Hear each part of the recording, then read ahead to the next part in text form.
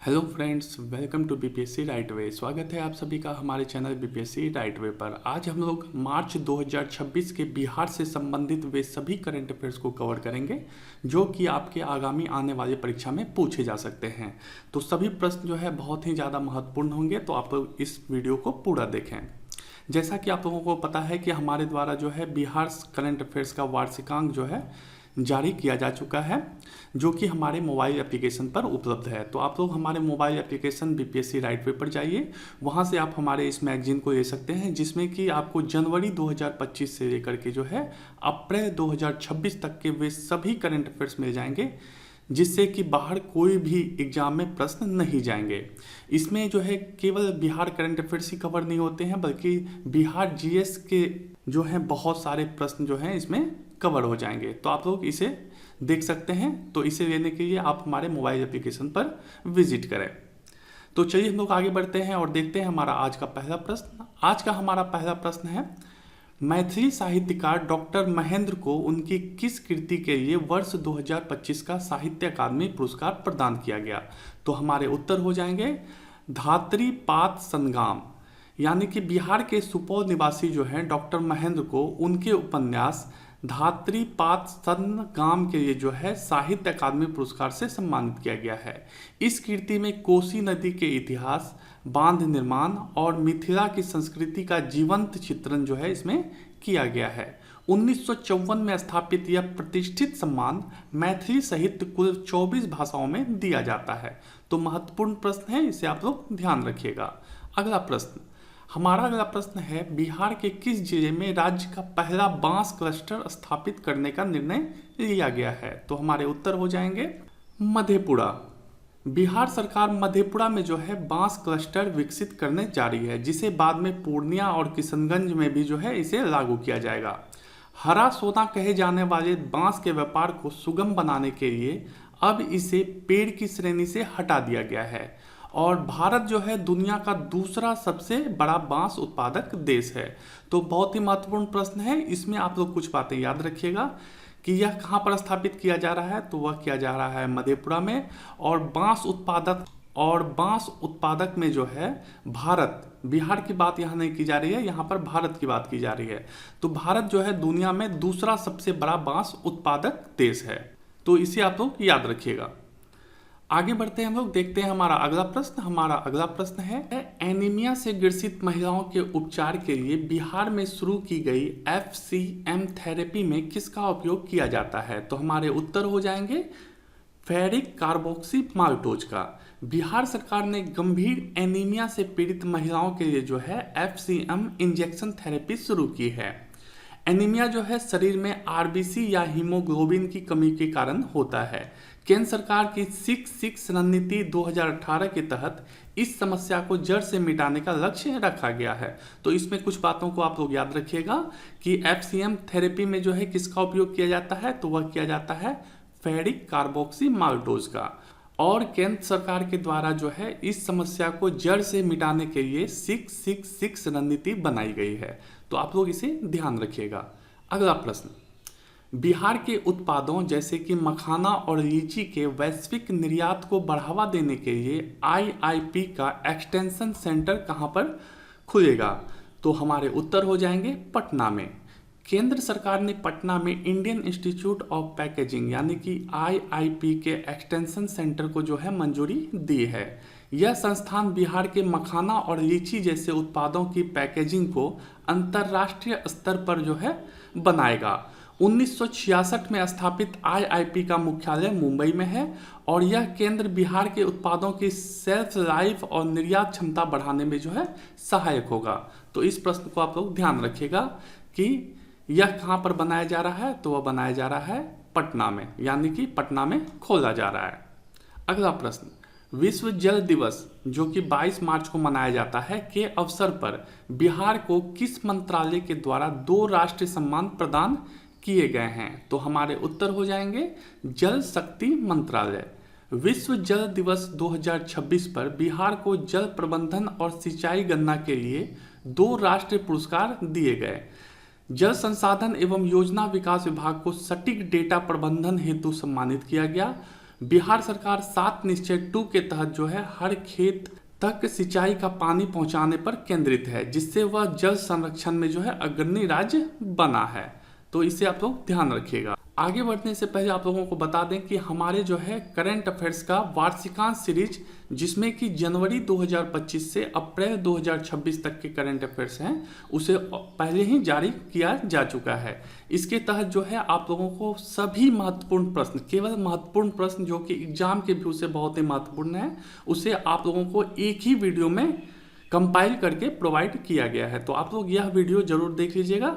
इसके लिंक जो है आपको ऊपर में फ्लैश हो रहे होंगे।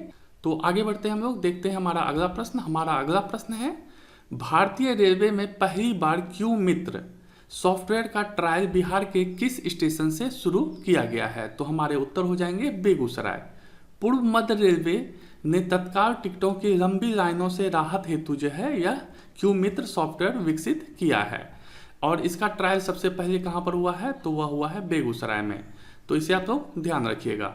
अगला प्रश्न, 22 मार्च 2026 को मनाए गए 114वें बिहार दिवस की आधिकारिक थीम क्या है? तो हमारे उत्तर हो जाएंगे उन्नत बिहार उज्ज्वल बिहार। बिहार ने 22 मार्च 2026 को अपना 114वां स्थापना दिवस मनाया, जिसकी थीम जो है उन्नत बिहार उज्ज्वल बिहार है। 1912 में बंगाल से अलग होकर राज्य का गठन हुआ था।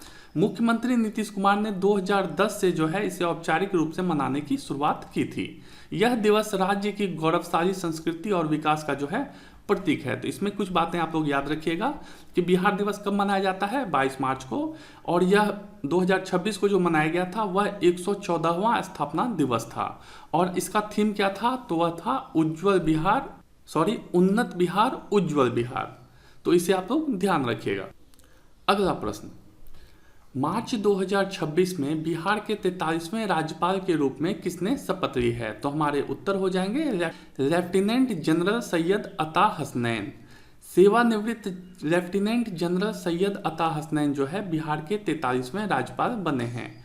उन्हें पटना उच्च न्यायालय के मुख्य न्यायाधीश संगम कुमार साहू ने जो है शपथ दिलाई है। संविधान के अनुच्छेद 155 के तहत राष्ट्रपति द्वारा नियुक्त राज्यपाल राज्य का जो है संवैधानिक प्रमुख होता है। बिहार के पहले राज्यपाल कौन थे? तो वह थे जयराम दास दौलतराम, जो कि 1947 में बने थे। तो इसे आप लोग ध्यान रखेंगे, आपके आगामी परीक्षा में पूछे जा सकते हैं कि बिहार के 43वें राज्यपाल के रूप में किसने शपथ ली है। तो आप लोगों को उत्तर पता होना चाहिए, लेफ्टिनेंट जनरल सैयद अता हसनैन। अगला प्रश्न, नीति आयोग की स्वच्छ जल और स्वच्छता रैंकिंग 2023-24 में बिहार को देश में कौन सा स्थान मिला है? तो हमारे उत्तर हो जाएंगे तीसरा। नीति आयोग के SDG सूचकांक 2023-24 में बिहार ने स्वच्छ जल और स्वच्छता में जो है 98 अंकों के साथ देश में तीसरा स्थान प्राप्त किया है। हर घर नल का जल योजना की सफलता ने इसमें अहम भूमिका निभाई है।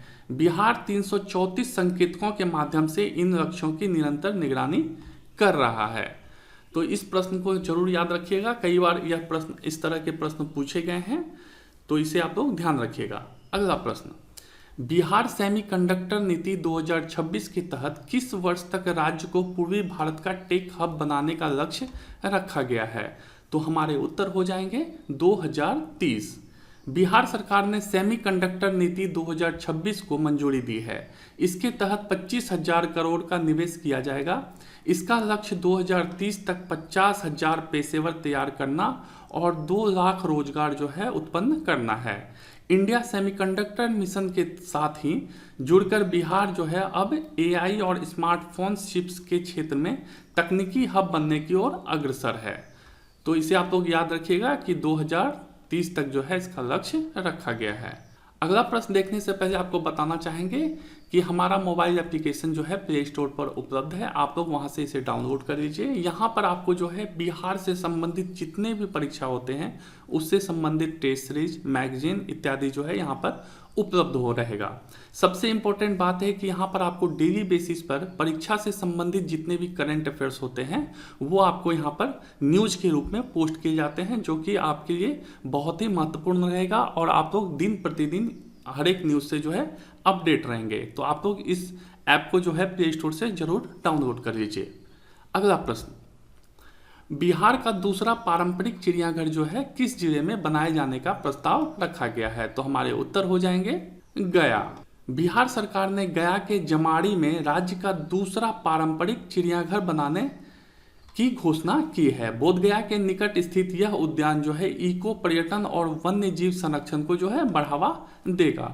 इसके निर्माण के लिए केंद्रीय चिड़ियाघर प्राधिकरण यानी कि CZA से अनुमति मांगी गई है। यह कदम बिहार में पर्यटन और रोजगार के लिए जो है नए द्वार खोलेगा। तो इसमें आप लोगों को ध्यान रखिएगा कि यह कहाँ पे खोला जा रहा है, तो वह गया में। अगला प्रश्न, 28वीं सब जूनियर नेशनल सेपक टकरा प्रतियोगिता में बिहार की बालिका टीम ने किस इवेंट में स्वर्ण पदक जीता है? तो हमारे उत्तर हो जाएंगे क्वाड इवेंट। रांची में आयोजित 28वीं सब जूनियर नेशनल सेपक टकरा प्रतियोगिता में जो है बिहार ने शानदार प्रदर्शन किया है और बिहार की बालिका टीम ने क्वाड इवेंट में स्वर्ण पदक जीता है। तो इसमें आप लोगों को याद रखना है कि यह कहाँ पर आयोजित किया गया, तो वह किया गया रांची में। और यह कौन सी थी, तो वह 28वीं थी। और इसमें जो है किस क्षेत्र में बालिका टीम ने स्वर्ण पदक जीता है, तो वह क्वाड इवेंट में। तो यह तीनों बातें आप लोग ध्यान रखिएगा। अगला प्रश्न, रबी विपणन वर्ष 2026 में बिहार सरकार पहली बार किस फसल की सरकारी खरीद यानी कि MSP पर करने जा रही है? तो हमारे उत्तर हो जाएंगे मसूर। बिहार सरकार ने रबी विपणन वर्ष 2026 के लिए राज्य में पहली बार मसूर की सरकारी खरीद न्यूनतम समर्थन मूल्य यानी कि MSP पर करने का निर्णय लिया है। इस ऐतिहासिक कदम से जो है किसानों को बिचौलियों से मुक्ति मिलेगी और दलहन उत्पादन को जो है प्रोत्साहन दिया जाएगा। इससे बिहार दलहन के क्षेत्र में जो है आत्मनिर्भर बनने की ओर अग्रसर होगा। तो यह महत्वपूर्ण प्रश्न है क्योंकि इसे पहली बार लागू किया गया है, यानी कि MSP में जो है मसूर को सम्मिलित किया गया। अगला प्रश्न, धावक पीयूष राज ने all India open athletics championship की किस स्पर्धा में स्वर्ण पदक जीता है? तो हमारे उत्तर हो जाएंगे 400 मीटर। बिहार के धावक पीयूष राज ने जो है केरल में आयोजित all India open athletics championship की 400 मीटर दौड़ में जो है स्वर्ण पदक जीता है। इस सफलता के बाद उनका चयन जो है एशिया कप और वर्ल्ड चैंपियनशिप के लिए भारतीय टीम में हुआ है। उनकी यह उपलब्धि बिहार की उभरती खेल प्रतिभा और सरकारी प्रोत्साहन का जो है उत्कृष्ट उदाहरण है। तो आप लोग इसे ध्यान रखेंगे कि पीयूष राज ने जो है all India open athletics championship में जो है स्वर्ण पदक जीता है। और यह चैंपियनशिप कहाँ पर आयोजित किया गया था? तो वह किया गया था केरल में। अगला प्रश्न, विश्व गौरैया दिवस 2026 का जो है मुख्य विषय क्या रखा गया है? तो हमारे उत्तर हो जाएंगे आई लव स्पैरो। प्रतिवर्ष 20 मार्च को जो है विश्व गौरैया दिवस मनाया जाता है, जिसकी 2026 की थीम थी आई लव स्पैरो।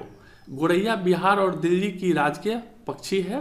पारिस्थितिकी तंत्र के लिए महत्वपूर्ण इस पक्षी को शहरीकरण और प्रदूषण से बचाने के लिए बिहार सरकार जागरूकता और संरक्षण के लिए विशेष प्रयास कर रही है। तो इसमें आप लोग कुछ बात को याद रखिएगा कि प्रतिवर्ष 20 मार्च को जो है विश्व गौरैया दिवस मनाया जाता है और गौरैया जो है दिल्ली और बिहार दोनों का जो है राजकीय पक्षी है। तो महत्वपूर्ण प्रश्न है, इसे आप लोग ध्यान रखिएगा। अगला प्रश्न, अंतर्राष्ट्रीय महिला दिवस के अवसर पर शुरू किए गए बिहार नारी शक्ति पोर्टल का जो है मुख्य उद्देश्य क्या है? तो हमारे उत्तर हो जाएंगे सफलता की कहानी साझा करना, यानी कि अपनी सफलता की कहानी साझा करने के लिए जो है बिहार नारी शक्ति पोर्टल का जो है प्रारंभ किया गया है। बिहार सरकार ने बिहार नारी शक्ति पोर्टल लॉन्च किया है, जहां महिलाएं अपनी सफलता की कहानी जो है अब साझा कर सकेगी। तो महत्वपूर्ण प्रश्न है, इसे आप लोग ध्यान रखिएगा। तो ये थे हमारे मार्च 2026 के वे सभी महत्वपूर्ण करंट अफेयर्स जो कि आपके आगामी परीक्षा के लिए महत्वपूर्ण हैं। तो आपको इसे ध्यानपूर्वक देख लीजिएगा। तो आज के लिए बस इतना ही, मिलते हैं हम लोग अगली वीडियो में। तब तक के लिए हमारे साथ बने रहने के लिए आप सभी का बहुत बहुत धन्यवाद।